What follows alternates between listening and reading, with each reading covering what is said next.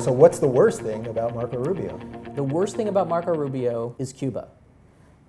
Cuba is going to be a huge issue in this election because Obama's efforts to reopen relations with the country, of course, where Rubio has a very strong heritage. I mean, it's going to be front and center. And his position is revanchist. I mean, it just is. It is a position that Ronald Reagan would not have taken at the same point. It's a position that essentially says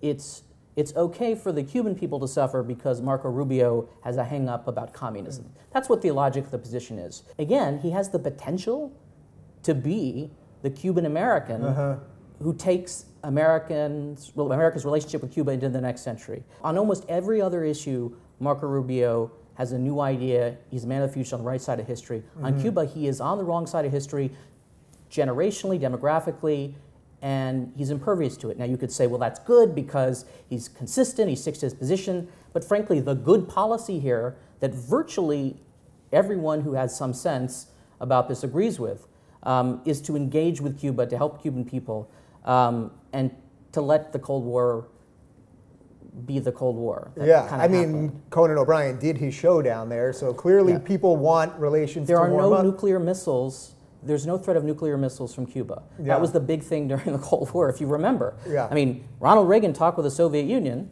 a lot, engaged with them, wanted to expose American culture to the Soviet Union, wanted to increase trade with the Soviet Union. At the end of his presidency, second term, Marco Rubio is acting unlike Ronald Reagan here. So I find that interesting about Marco Rubio's foreign policy in general, because he definitely is a throwback more to Reagan, and he wants America to assert its role in the world, or what he sees as America's role in the world more. 3 years ago, I would have said nobody would be going for that. But I do think the geopolitical situation in the world has changed, and I tend to think that people are going to be voting for a more interventionist foreign policy. Do you agree with that?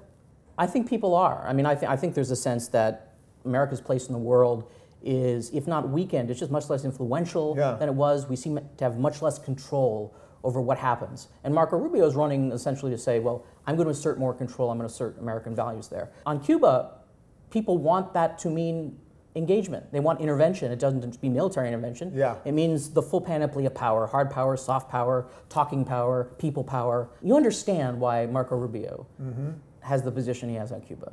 But it's the wrong position. Yeah. It's the wrong position, and I think he knows it. He has to know it because history is moving in the opposite direction.